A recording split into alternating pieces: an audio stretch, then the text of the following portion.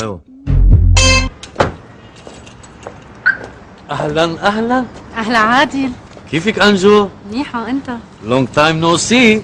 هيك؟ شو اخبارك؟ منيحة. شو ايمتى اخر مرة دخلك التقينا ببعض؟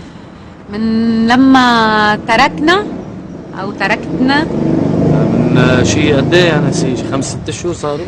5 اشهر و4 ايام. شو عم تضاري مع فادي؟ خبروني. شو بدك عادل؟ لا والله ما بدي شي، بس انا يا ريت ترجعي لي بس. عم تمزح؟ ايه؟ عم تمزح؟ لا ليه بدي امزح؟ شو انه فكرك ترجعي لي؟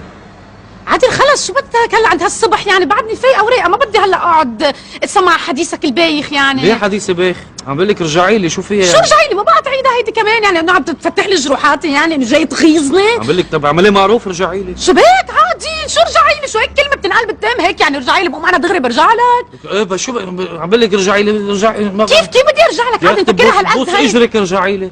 هالقد هينه هي اعملي معروف تبع. شو هيدا اعملي معروف يعني؟ بدك تراضيني، بدك شي شهرين 3 تحكي لي لا اقبل ارجع لك، ولا بدك عملت فيي العمايل، ولا ضليت على فتره انا من جوا مجروحه، بنات رايحه بنات جايه وتخبيصات وكل هيدي الفتره من كل عالك بعد كل اللي عملته فيي انا هلا ارجع لك وبسهوله؟ لانه حضرتك قلت لي هلا الصبح اليوم انه رجعي لي. بس بقى بس شو بك يا عمي؟ الصبح شو في عم شو بك رجعي لي انت على الصبح من هيك استوترت هلا انا. بدك رجعي لي بسيارتك، بدي اقطع بسيارتي اللي عم بقلبي، سكرت علي. رجعي.